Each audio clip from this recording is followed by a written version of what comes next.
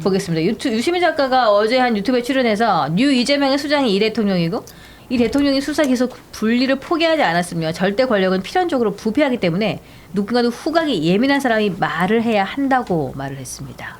후각이 특히 예민하다는 우리 평론가님부터 요 발언 네. 민주당에 어떨까? 민주당 지지하는 사람이 민주당을 이렇게 얘기하니까 어떻게 되는 거예요? 근데 후각이 예민하다고 주장하는 사람들 중에 이것도 일종의 환각이 있거든요. 나지도 않는 냄새가 난다. 아, 예, 그렇게 해서 사람들을 많이 좀 민폐를 끼치는 사람들이 있어요. 예. 예, 그런 경우가 아닐까. 그리고 냄새 잘 맡는 대표적인 사례는 김어준 씨죠. 예. 냄새가 난다. 뭐 쫄지 마. 냄새가 나. 뭐 이런 맨날 냄새가 난다. 근데 냄새가 설령 후각이 예민하다고 치더라도 다른 사람들이 그 냄새를 못 맡을 것 같으면 냄새가 난다라고 말을 하는 게 아니라 그 썩어 있는 곳을 가리키도록 네. 그렇게 유도를 하는 게 맞는 행동인 거거든요. 근데 지금 그런 근거도 없어요. 꺼냈던 게 정계 개편을 이재명 대통령이 노리고 있다. 이거였잖아요. 예. 유시민 씨. 그렇죠. 근데 아무 근거가 없어요. 그리고 객관적 요건으로도 예를 들어서 민주당이 누구하고 그럼 정계 개편하면은 이재명 대통령이 누군가하고 바깥 사람들하고 통합을 해야 되는데 네. 통합할 집단이 있나요? 없죠. 지금 조국혁신당하고 통합도 친명계에서는 부정적으로 생각하는 상황에서 그래서 그냥 던지고 보는 식의 그런 평론이라고밖에는 볼 수 없죠. 음모론이죠. 던지기 평론의 음모론이다. 그러면 두 번째로 후각이 예민하신 고 대변인님. 근데 어제 이제 이분쇼에서 나왔던 네. 발언들이잖아요. 어시장 발언도 그렇고 뉴 이재명의 수장은 이재명이다. 뭐 이렇게 했는데 이 워딩을 보면 점점 강해지는데 어제는 진짜 수위가 높았던 것 같은데 대통령직에 있는 분을 대통령직에 한정하지 않고 이제 한 단계 끌어내린 거예요. 개파의 수장으로.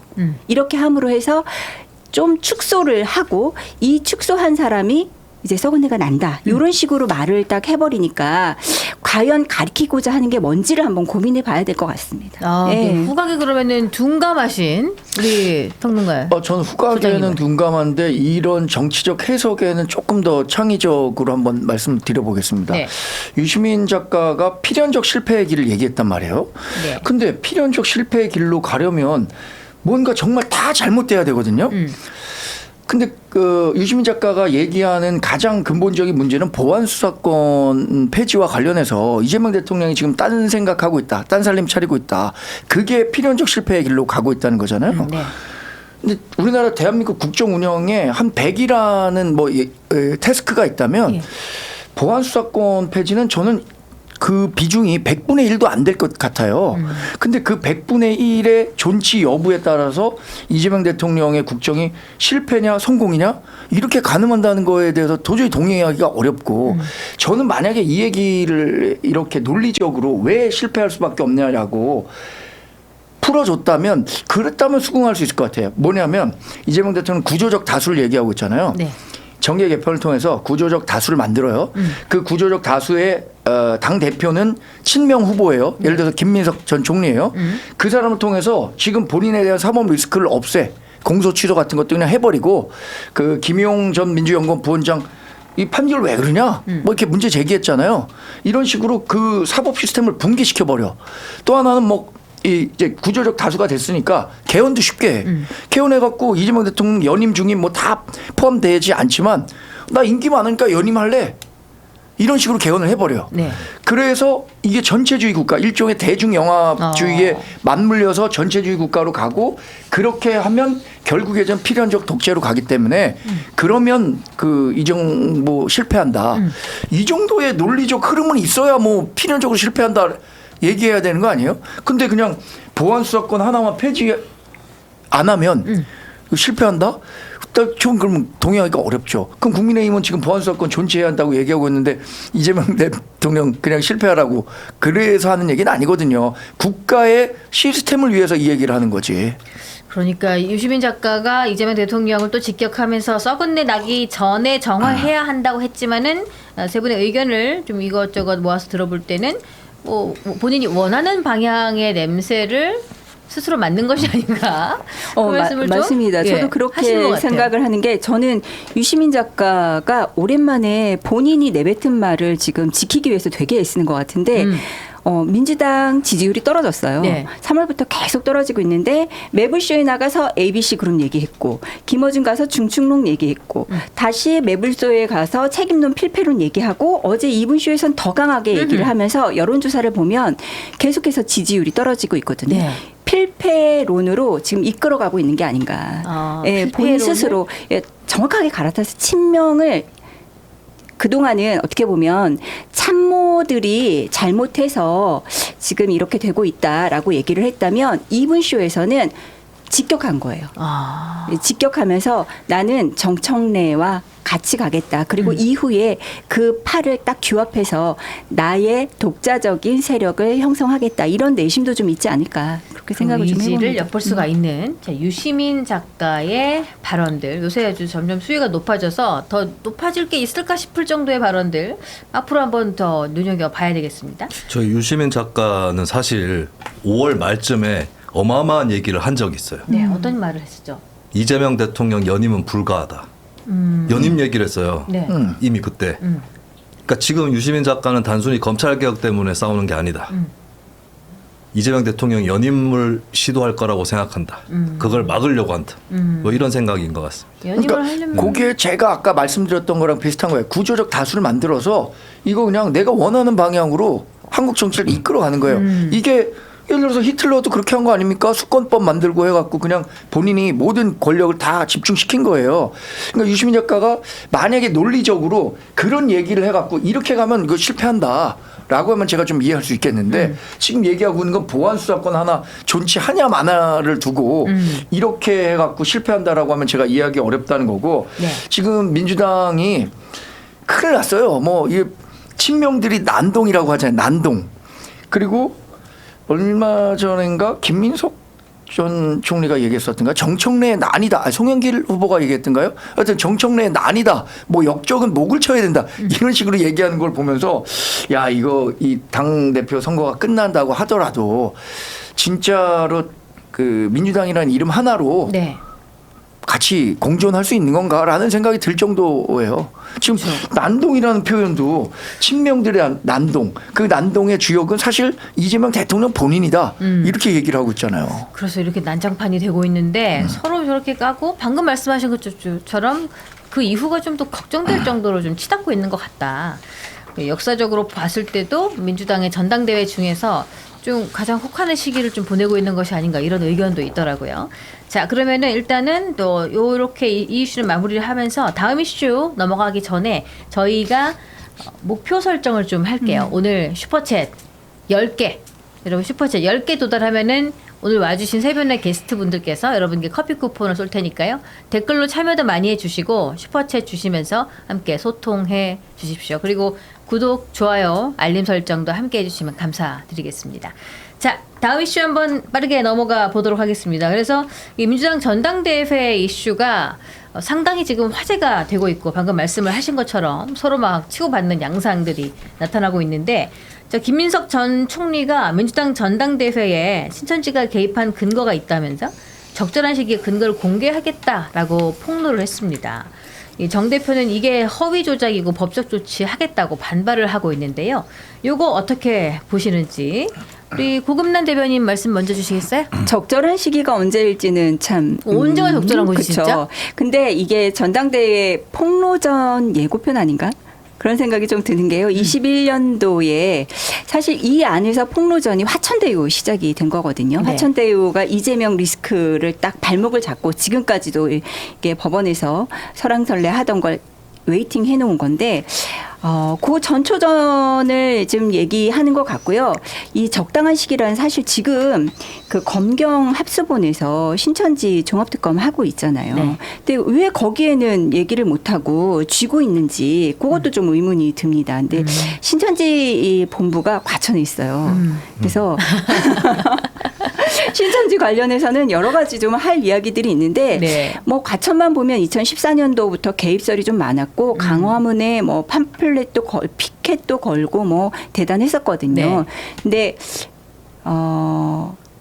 폭로하기 전에 일단은 수사를 받아볼 수 있게 하는 게 먼저 예. 아닐까. 그래서 폭로를 위해서 설설 금부를 떼고 있다. 저는 좀 그렇게 보고 있어요. 그렇네요. 지금 고 대변인님 응원 메시지가 올라오고 있습니다. 화이팅 해달라고. 예, 감사합니다. 그리고 갈수록 김수민님 요즘 얼굴이 동안이 되어간다는 말씀을 해주시네요. 클라라님 감사드리고요.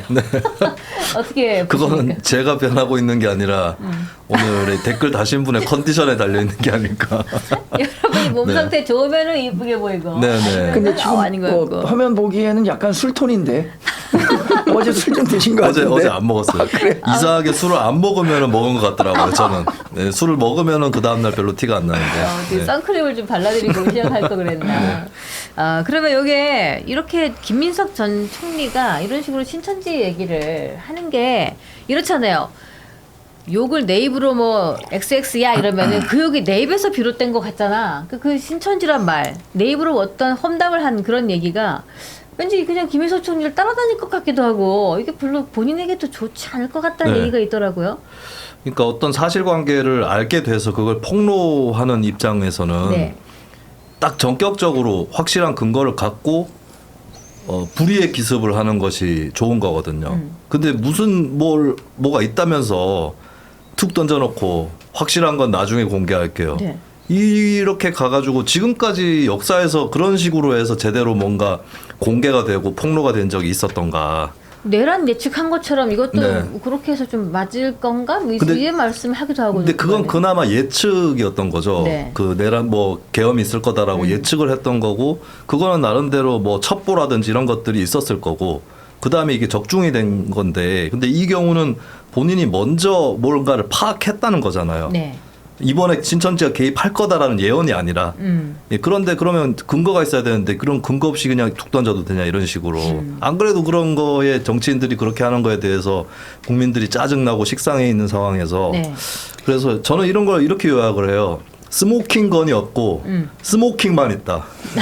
네, 스모킹 건이라고 했을 때는 이제 연기 나는 총, 방금 발사된 총의 그 증거를 맞아요. 얘기하는 거잖아요. 근데 이거는 그냥 스모킹, 연기만 자욱하고 안에 뭐가 있는지는 없다 지금. 그리고 연기를 해치고 들어가 봤을 때 끝내 아무것도 없을 수 있고. 근데 없으면 뭐라고 그러냐면 아직 연기를 덜 해쳤기 때문에 안 보이는 것뿐이다. 이렇게 얘기할 거란 말이죠. 아, 그럼 이렇게 의혹을 펴놓고 8월 17일까지 뭔가 해소가 되지 않았을 때 정 소장님 이거 네. 본인에게도 어떤 영향을 줄까요? 정청래보다 저는 김민석 총리가 그냥 정치적으로 좀 괜찮으실까 이 생각이 들기도 해요. 이게 국힘에 대한 거였잖아요. 공격 소재였잖아. 그렇죠. 사실 신천지 얘기하면 예. 국민의힘이 좀 자유로울 수가 없잖아요. 그렇죠. 지금 이만희 총재가 신천지 교인 5만 6천 명을 조직적으로 예. 국민의힘 당원에 가입시켰다. 그 프로젝트명이 필라테스인가 그렇잖아요. 필라테스 프로젝트 맞고 명단에 과천분들, 의학분들 많아요. 그래서 필라테스가 그런데 그래고 지금 구속돼 있거든요. 예. 근데 김민석 후보 같은 경우에 지난번에 계엄과 관련해서 이렇게 막 이렇게 연기를 피웠었잖아요. 예. 계엄 준비 중이다. 그래서 당시에 국민의힘 패널 저를 포함해서 2025년 2024년에 뭔 계엄 얘기를 하고 있냐. 근거가 있으면 밝혀라. 예. 대라. 이렇게 얘기하는데 끝까지 되지 않고 있다가 이 계엄이 실제 발생한 거 아닙니까? 근데 지금 적절한 시기에 이거는 근거를 댈 수밖에 없을 것 같아요. 왜냐하면 그때는 근거를 대지 않으면 실제로 계엄이 돼서 야 계엄 되면은 우리가 집권할 수도 있어라는 고단위의 생각을 했을 수도 있을 것 같은데 네. 지금은 적절한 시기에 얘기하지 않으면 8월 17일 전당대회 끝나요. 그렇죠. 지금 물론 본인이 조금 앞서 나가고 있다고 생각할 수는 있겠지만 그렇다고 하더라도 지금 자신할 수 없는 상황에서 이런 그 상대 후보에게 엄청난 생채기를 줄 수 있는 내용을 자기가 알고 있는데 8월 17일까지 이 칼을 칼집에서 꺼내지 않는다? 그건 생각하기 어렵잖아요. 저는 조만간 녹취록이 나오든 증언을 해주는 사람이 나오든 이런 사람들의 이야기가 나와서 이제 국민의힘 같은 경우에는 녹취록도 나오고 네. 명단도 나오고 그랬던 거 아니에요? 그럴 가능성이 있다고 봅니다. 근데 이게 아예 통이 없을 것 같다고 생각하지 않는 이유는 신천지가 이재명 대통령을 진짜 싫어하거든요. 과천에 그 코로나 2020년에 그 발생했었을 때 예. 거기 봉쇄해 버렸잖아요. 예. 그래갖고 그것 때문에 이만희 총재가 야 이재명 대통령 되는 일 절대 없어야 된다. 그래서 윤석열 전 대통령 밀어야 된다라고 얘기했고 실제 뭐 전대에 개입했다라는 얘기가 있는 거잖아요. 또 하나는 이게 조금 연원이 있는 건데 당시에 민주당이 그 대권 후보를 뽑을 때 모든 지역에서 맨 마지막에 끝날 때까지만 해도 이재명 대통령이 압도적으로 이겼었거든요. 근데 마지막에 수도권인가에서는 이게 역전됐든가 해갖고 과반을 얻었느냐 못 얻었느냐를 두고도 뭐 당권 당규 해석이 난무할 정도로 좀 논란이 된 적이 있어요. 그때 당시에 아니 이번 결과만 이상하게 나온 거는 뭔가 이상하다. 다른 외부의 개입이 있었을 것이다라고 의심한 목소리가 있었어요. 네. 아마 기억하실 거예요. 뭐 그것과 관련해서도 일정 부분 연관이 있는 거 아닌가? 근데 김민석 총리까지 지내신 분이 아무 근거 없이 이 말을 하진 않았을 거라고 보고요. 분명히 뭔가 있기는 할 것이다. 그런데 냄새를 그게 맡았다. 확실하게 저격할 수 있는 건지는 이제 뭐 본인이 얘기를 해야 알겠지만 신천지는 본래가 집권 여당에 좀 우호적이에요. 예. 게다가 신천지 필라테스 프로젝트라고 하는데 이 이름만 있는 게 아니라 근우회라는 이름도 있고요. 네. 뭐 그다음에 쉬켄이라는 이름도 있고요. 세부 조직이 많아요. 이제 요 영상들을 보면 각계 꼭 국민의힘만이 아니어도 네. 각계에 있는 분들을 그 행사에 초대를 해서 인사말을 시키고 인사를 하게 하고 뭐 요 정도 영상 정도는 가지고 있지 않을까. 그러면 저도 이제 눈으로 확인한 바가 있으니까. 예. 이게 꼭 그분을 지칭하는 건 아니에요. 각계라고 표현을 했으니까. 그래서 아예 터무니없는 얘기는 아닐 거고요. 분명히 뭔가는 가지고 있을 거다. 그런데 이게 얼마나 치명타를 입힐 수 있는지는 모르겠다. 뭐 이런 생각이 좀 들고 본래 김민석 후보가 저격수였어요. 이렇게 뭐 총리를 지내면서 좀 다듬어지고 점잖게 얘기하고 이랬지만 굉장히 선두에 서서 공격수 역할을 잘했던 서울대의 앞장서는 회장 아니었습니까? 예, 그래서 요 정도 워딩은 가능하다. 저는 그렇게 봐요.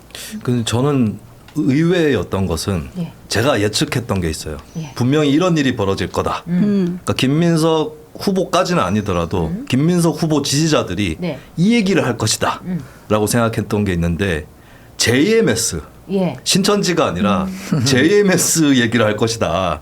왜냐하면 이미 인터넷에 돌았던 거라서 제가 말씀드리는데 JMS의 교주 정명석 씨하고 정청래 후보가 그쵸, 같은 친인척. 고향이에요. 같은 마을에 고향을 두고 있고 예. 둘 다 하동정 씨예요. 그래서 두 사람이 뭔가 친척 아니냐, 얼굴도 닮았다 이런 설이 돌고 있어가지고 네.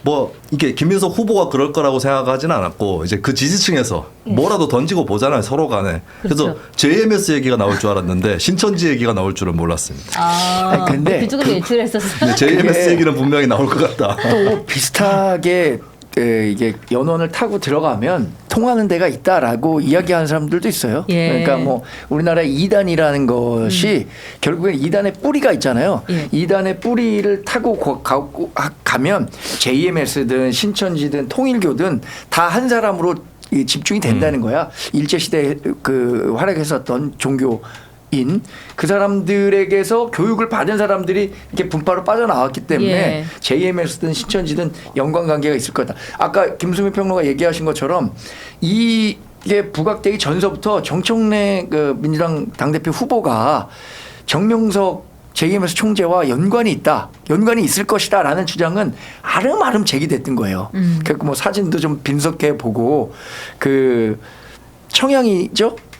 고향이 금산군 금산군 면 단위까지 갔고 리도 같아요. 네, 리도 갔고 리까지. 그렇습니다. 그거 뭐 저 나무위키나 이런 데서 다 나와요. 그러니까 뭐 이렇게 신변 잡기 같은 또는 뭐 자극적인 소재 이런 거를 던져주면은 뭐 이렇게 방송에서 또 말하고 이게 또 파생되고 이러면서 막 말이 이게 와전되기도 하잖아요. 세상에 정책 얘기는 없고 말이야. 뭐 신천지 얘기나 하냐 이런 말도 있어서 조금 안타깝긴 한데 일단은 전당대회가 아주 좀 진흙탕 싸움으로 가는 것 같기는 합니다. 자 그러면은 민주당 컷오프 진행 중인데 최고위원 컷오프를 통해서 민주당 당원들의 당심을 좀 대략적으로 파악을 해볼 수가 있을지. 자, 컷오프, 최고위원 컷오프 누가 좀 컷오프 당할까? 어떻게 보세요? 고 대변인님부터 말씀 주시겠어요? 누가 컷오프 당할까는 잘 모르고 14명 지금 들어왔잖아요. 그 중에 선택을 하는 건데 저는 뭐 친청 후보 3명은 무난히 1차 경선에는 안착할 것 같다. 그 생각은 좀 듭니다. 왜냐하면 인지도가 좀 다들 높아요. 뭐 최민희. 예, 최민희 있고 이성윤 그리고 한민수 이렇게 세 분인데 그렇게 되시네요. 예, 요 분들이 좀 인지도가 높고 그리고 이제 선거 전략도 굉장히 잘 짰잖아요. 생일 투표. 아 여기 지금 생일 아니에요? 얼마 있으면 다 깐다? 누가? 다 깐다. 아, 닭간다 생일이죠. 그쵸. 아, 그리고 저희가 1년이 이제 다 그쵸. 됐어요. 아, 그래요? 예, 작년 그러면 7월 누굴 뽑아야 말에 되는가? 시작했어요. 이성윤하고 한민수를 뽑아야 되나? 7월이면? 왜냐면 1월에서 4월까지 6월에서 9월까지 이렇게 나뉘니까 예. 누굴 뽑아야 되나? 생일 기념 슈퍼챗 이런 거 걸었어야 될 것 같아요. 그러네. 그렇죠. 아, 그랬으면 조금 더 슈퍼챗이 생일 기념 많이 들어오지 슈퍼챗으로 않았을까. 급히 바꾸도록 하겠습니다. 그래서 3명은 무사히 좀 안착을 할 것 같고요. 이 생일 딱 전략을 짠 게 실은 민주당에서 판세가 좋을 때 기초의회에서 이렇게 많이 해요. 아빠 1번 찍고 엄마 2번 찍고. 그래서 가 나번을 전부 당선시키는 전략들을 그렇죠. 좀 짜거든요. 맞아요. 그래서 내 항상 당산위에 올라가서 그렇게 얘기들을 해요. 아빠는 1번 찍으세요. 엄마 가 찍으세요, 나 찍으세요 이렇게 그렇죠. 표현하는 거예요. 제가 좀 많이 떠나 있었네요. 저기 네. 나오면은 1월에서 4월생 최민희, 이성윤. 제가 5월에서 맞았네. 5월에서 8월생 이성윤 한민수라고 그러네. 이성윤 한민수 뽑아야 되네. 9월에서 12월 또 최민희, 한민수 뭐 이렇게 되어 있군요. 네, 정청래 대표와 함께 그 계보로 있는 사람들. 자, 그러면은 어때요? 우리 김세현 평론가님, 김수민. 네. 자꾸 얼굴을 보여주니까 네. 김세현 같잖아. 네네. 예, 김수민 평론가님 보시기에는 이게 최고위원 컷오프 통해서 민주당 당원들이 좀 당심을 드러낼까? 근데 컷오프만 봐서는 결과로 당심을 드러내기는 어렵다고 보고, 왜냐하면 친청은 말씀하셨다시피 3명의 후보라서 네. 표가 그쪽으로 모일 거거든요. 예. 그러면 뭐 자동적으로 이제 표가 상대적으로 흩어지더라도 친명 쪽에서 한 5명이 더 들어가는 거니까 뭐 5대 3이라고 해서 친명이 더 우세하다 이렇게 볼 수는 없을 것 같고, 표가 이제 분산되느냐 모여 있느냐의 차이겠죠. 네. 근데 이제 관건은 그 다음이겠죠. 예. 8명으로 추려진 다음에 거기서 5명이 뽑히는 건데 이걸 어떻게 할 거냐. 지금 친청에서는 5명 중에 3명 들어가면 된다. 이렇게 생각하겠죠. 그러니까 또 저렇게 배분하는 것도 짰는데 그럼 친명에서는 이걸 어떻게 할 거냐. 5명이면 이게 표가 흩어지기가 쉬운 거라 네. 잘못하면은 5명 중에 3명은 친청으로 다 들어가고 이제 친명은 2명밖에 못 들어가는 네. 이런 상황이 될 수 있는데 친명 쪽도 뭔가 세팅을 하느라 좀 분주하지 않을까. 그리고 이럴 가능성도 있어요. 5명이 친명에서 들어가더라도 단일화를 한다든지 이런 식으로 좀 추릴 수도 있지 않을까. 5명 다 흩어져 가지고 싸우는 것보다는 네. 그래서 한 3대 3으로 맞춘다든지 혹시 그럴 가능성도 어느 정도 있지 않을까 싶어요. 네. 그래서 이게 그러면은 컷오프가 이거 언제까지인가요? 컷오프 언제 마무리가 마감 그때 금방이에요. 금방 마무리가 되나요? 24일, 금년간 25일. 네. 오늘 내일. 봅니다. 네. 금년간. 네. 그러네요. 근데 오늘 제가 내일 14명의 명단을 보고 네. 누가 컷오프가 될 것인가 6명을 꼽아야 되거든요. 근데 한 5명까지는 대강 이 사람들은 떨어지겠다라고 확신이 드는데 마지막 6명이 누굴까 고민하고 있는데 일단 박승원, 김영호, 신계륜, 김형남, 서미화 5분은 떨어질 것 같아. 근데 마지막에 떨어질지 안 떨어질지 모르겠는 사람은 박성준, 정민철 이 2사람 중에 1명이 떨어질 것 같아요. 왜냐하면 이렇게 명단을 보면은 친청계라고 하는 사람 3사람밖에 안 되기 때문에 저런 식으로 네. 전략적으로 투표하잖아요. 8명 안에는 들어갈 것 같아요. 왜냐하면 여기 아까 얘기하신 것처럼 이름값이 좀 있어요. 네. 뭐 이성윤도 지난번 최고위원 했었던 분이고 한민수 비서실장 했었던 분이고 이분이 또 이게 그 방송에 자주 나와갖고 국민의힘과 대립각을 세게 세웠었던 분이에요. 한민수. 네. 그리고 최민희 뭐 이분은 두말할 필요 없이 들어갈 것 같고 근데 만약에 친명계 후보 중에 서미화, 임미애 여성 두 분이거든요. 네. 이분이 8명 안에 못 들어가잖아요. 그러면 지금 민주당 당원당규에는 여성 1명이 들어가게 돼 있거든요. 그러면은 그 이른바 친청계 사람들이 최민희에 대한 표는 덜 주고 전략적으로 이성윤, 한민수에게 준다.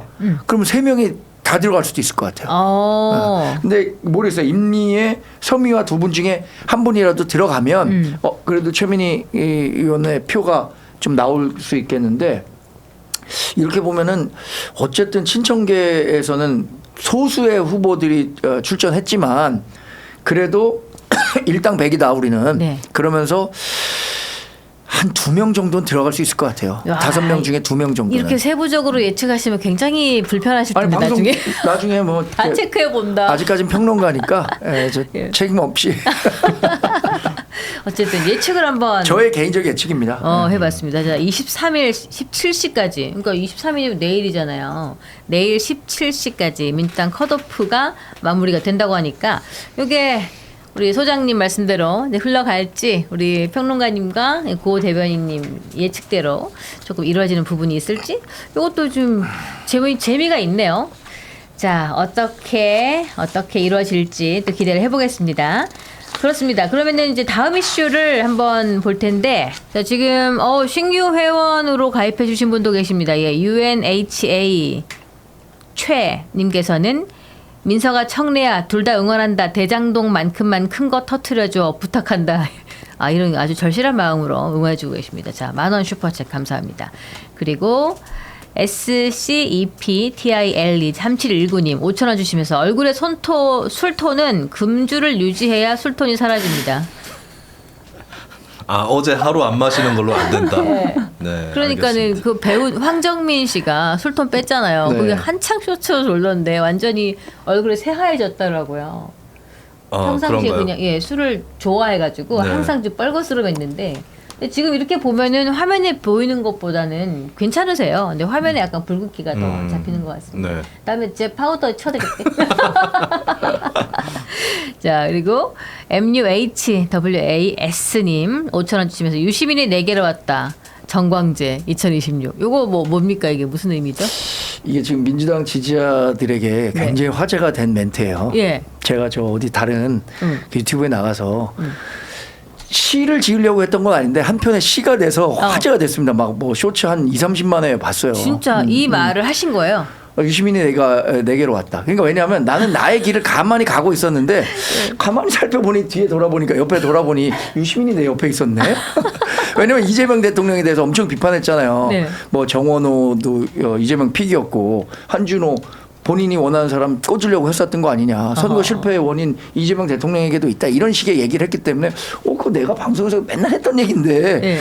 유시민 작가도 똑같이 얘기를 하네? 라고 했는데 그냥 아주 애드립이었는데 화제가 돼갖고 한 20-30만 회 본 것 같아. 민주당 지지자들은 특히 많이 돌려본 것 같아요. 왜냐하면 친명 그룹 있잖아요. 이른바 뉴 이재명 그룹에서 네. 봐라 유시민 국민의힘 편이다. 지금 그런 식으로 했는데 그 내용을 이제 해갖고 보내주신 것 같네요. 그거 이제 정광재 소장님의 이야기를 굉장히 유심히 듣고 계셨던 유시민이 내게로 왔다라는 말씀을 해주셨습니다. 그리고 숲을 보고 나무를 바라는 품격 고금란 대변인 화이팅 줄리어스님 10,000원 주셨어요. 이야. 와, 축하드립니다. 감사합니다. 우리 고 대변인님 인기가 많으시네요. 자, 그리고 CIAO448님 회원으로 가입해 주셨습니다. 고맙습니다. 자, 20,000원 주셨습니다. 고맙습니다. 이렇게 자, 오늘 친석계 또 박성준, 서미화, 이건태, 임미애, 김용 전 부원장, 친청, 최민희, 이성윤, 한민수, 친송, 김영호, 박선원, 청년 또 후보가 있죠. 김영남, 정민철, 신계륜, 박승원 뭐 이렇게 이루어져 있습니다. 자, 그러면은 이게 내일 결정이 난다고 하니까 컷오프 되는 그런 상황들 보면은 이게 아마 당대표 선출의 그 흐름도 조금 눈치가 채지지 않을까 봅니다. 내일 다시 이야기해보죠. 당대표도 3명으로 주는데 워낙 뭐 빅3라는 사람들이 명확하고 그렇죠. 이 친청계 친명계도 14명 중에 친청계 3명이고 나머지가 범친명계이기 때문에 네. 이걸로 예측해 보기는 어려울 것 같아요. 근데 그 득표율도 나중에 공개 안 하거든요. 그러면은 그거 갖고 예측하기는 어려울 것 같아요. 그렇네요. 근데 그거 출마하려면은 너무 돈을 많이 내야 돼요. 당 대표는 1억씩 내라 그러고 최고위원은 얼마 5천인가요? 6천인가요? 지금 처음에 좀 예비 내려가긴 경선하는데 했는데. 2천만 원이고 예. 어제 주지 않았나요? 그거 금액? 그러니까 조금 금액을 줄였다고 하는데 야 무슨 그렇게 예전에 그래서 이재명 당대표 시절에는 4천만 원 내고 당대표를 2번 했다 그러던데 이제 거저네. 거저야. 한번 할 때마다 그 억대로 내야 되나 봐요. 그게다 무슨 여론조사 비용 이런 데로 쓰이는 겁니까? 그렇죠. 그러니까 두 가지 취지로 기탁금이 도입이 된 거죠. 하나는 정당 그 경선에서 후보가 난립하는 걸 막으려고. 그거는 뭐 좀 네. 차단 효과는 있을 거예요. 그런데 어차피 컷오프도 하고 그럴 건데 굳이 뭐 그렇게 난립을 막아야 되는가 의문이 있고, 두 번째는 경선에 비용이 많이 드니까 예. 그 비용을 충당하기 위해서 예. 그런 거거든요. 근데 되게 비양심적인 게, 이건 국민의힘도 마찬가지입니다만 굉장히 기탁금 많이 받는데 네. 그 정당은 국고 보조금을 받잖아요. 그렇죠. 그리고 거기서 끝이 아니라 선거 때 선거 보조금 받습니다. 그럼 선거 할 때마다 돈 벌잖아요. 그리고 선거 보조금만 받는 게 아니라 선거 비용 보전도 받아요. 아니 보조금도 받고 보전도 받는다니까요. 완전 이거는 더블로 장사를 하는 거예요. 정당이. 근데 더 웃긴 거는 당비는 월 1,000원이라는 겁니다. 그러면 그 돈이 필요하면 당비를 더 걷든지. 월 1,000원이 뭐예요? 1,000원 가지고 당원이라고 해놓고 그게 당의 주인은 당원이다. 당원 주권이 어쩌고. 아니 1,000원 백화점도 아니고 1,000원 주고 당비 1,000원 주고 당권 잡는 게 그게 귀한 당권이냐. 그것도 말씀. 그러면 후보자들한테 비용 전가시키지 말고 당비를 올려야 돼요. 아니 지금 우리나라는 소수 정당들도 월 10,000원은 기본으로 하고 저기 유럽 쪽에 보면은 유명한 그 유수의 정당들은 한 10,000원 내지 50,000원 이상 가요. 당비가 월 네. 당비가. 예, 그 당비를 더 거두시라 돈이 부족하면. 네. 아니, 근데 그것도 예비 맞는 말씀이시다. 경선에는 실은 돈이 그렇게 많이 안 들어요. 그러니까 예비 경선까지는 좀 낮춰주고 본 경선에 진입해서 진짜 여론조사를 해야 될 때는 당의 돈 좀 많잖아요. 특히 민주당 그치, 국민의힘처럼 거대 정당은 돈이 많아요. 예, 그 돈으로 이제 뭐 땅도 사고 건물도 올리고 현금으로 보유하기도 하고 이러는데 그런 거 풀어서 쓰면 되죠. 그래서 국민의힘은 네, 2023년에 9천만 원이었거든요. 당대표 네. 기탁금. 예. 6천만 원으로 선도적으로 낮췄습니다. 아, 네. 잘하고 있다. 그 말씀을 깨알 자랑을 해주셨습니다.